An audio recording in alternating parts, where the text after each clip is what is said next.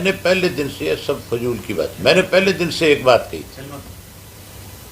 कि ना तो हमने उनको निकाला था पार्टी, वो छोड़ करके गए, ड्रामे किए उन्होंने, कोई अनुशासनहीनता करेगा उन्होंने करी, कल अगर पार्टी में मैं करूं, मेरा बेटा करे या पार्टी में कोई और पदाधिकारी करे, उसको भी बाहर कर देंगे, नहीं रखेंगे पार्टी में। कोई अनुशासनहीनता सहन नहीं होगी इस पार्टी में। पहला फैसला है कि जो पार्टी के खिलाफ अनुशासनहीनता करेगा उसको हम पार्टी में नहीं रखेंगे। माफी मांग, सुन लो, एक मिनट पहले बात सुन। उसके बाद मैंने ये कहा था कि मेरा कोई विवाद नहीं है इनके साथ, मेरा तो नाम लेकर के लोगों को गुमराह करते हैं सारा दिन। विवाद तो चौटाला साहब पार्टी के सुप्रीमो है, चौटाला साहब ने पार्टी से निकाला, उन्होंने जब अनुशासनहीनता उनके सामने करी तब उन्होंने ये फैसला दिया। उन्होंने उनको बाकायदा तौर पे लेटर लिखी थी कि वो जवाब दें। वो जवाब देने की बजाय बलि का बकरा बनना चाहते थे, भी हमें निकाल दिए। तो मिले हुए थे भाजपा के साथ बहुत लंबे समय से, ये बिके हैं वहाँ पे भी। ये फिर जब चले गए 3 साल तक इन्होंने ये नहीं कहा माफ़ी मांग लें। अब जब इनको झटका लग रहा है, अब लोगों ने जब इनको दुत्कार दिया, इनको पता लग गया कि अब तुम्हारी कहीं कोई जगह नहीं बची, सरकार भी आप मान के चलो आने वाले समय में इनके खिलाफ फाइलें तैयार कर रही है। अब इनको इस चीज़ का भय ऑर्डर भी है कि तुम भी जेल की सलाखों के पीछे जाओ।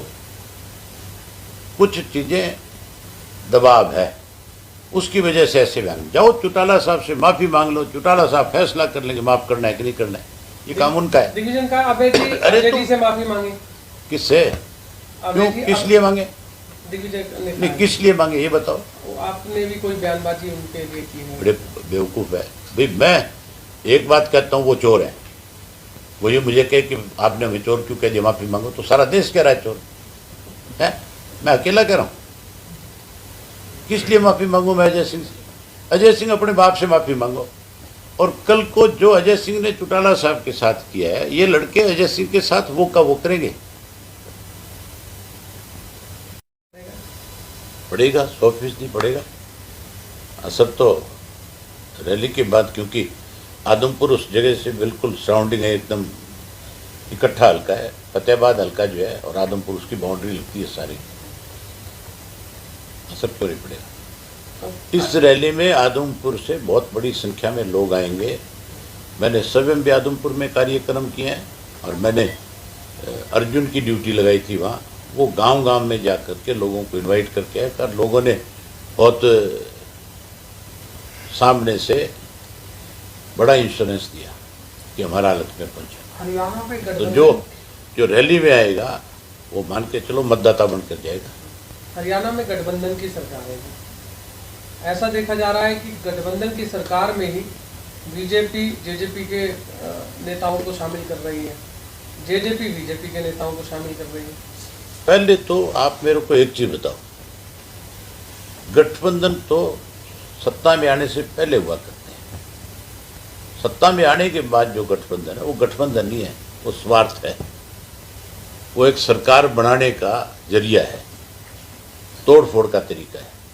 ये तो ठगबंधन है, इसको आप गठबंधन कैसे कह सकते हो? आप जो लोग आपके सामने गठबंधन की बात करते हैं, चाहे बीजेपी चाहे जेजेपी, उनसे ये तो पूछ लो कि चुनाव से पहले तुम्हारी भाषा क्या थी? तब तुमने कभी ये बात करी थी कि भी अगर हम अलग अलग लड़ रहे हैं लेकिन हम कांग्रेस को सत्ता में नहीं आने देंगे, उसके लिए अगर हमें इकट्ठा होना पड़ेगा तो हो जाएंगे, फिर तो वो गठबंधन की बात कर सकते हैं। तब तो दोनों पार्टियां एक दूसरे के ऊपर बहुत बड़े लाछन लगाती थी, तब तो कस्में खाते थे कि हम कुछ भी हो जाए। भाजपा वाले तो कहते थे हम इनको नजदीक नहीं लगाएंगे, ये कहते थे हम किसी कीमत में कभी भाजपा के साथ नहीं जाएंगे, कहते थे कि नहीं कहते थे? फिर गठबंधन का है? नहीं, आप गठबंधन कैसे कहते हो? तो चोर इकट्ठे हो गए, चोरों का एक गिरोह है जो इस प्रदेश को दोनों हाथों से लूटने में लगा हुआ है। आप इनके नेताओं को कभी किसी मंच पे मेरे सामने ला करके बिठाओ, मैं इनकी एक एक बात इनसे पूछूंगा, अगर ये मेरे सवाल का सही संतुष्ट, मैं मेरे को नहीं आपको संतुष्ट कर दे, जवाब दे, प्रदेश की जनता को कर दे, तो मैं मान लूंगा कि इन लोगों का कोई आपस में मतलब प्रदेश के प्रति कोई जिम्मेवारी।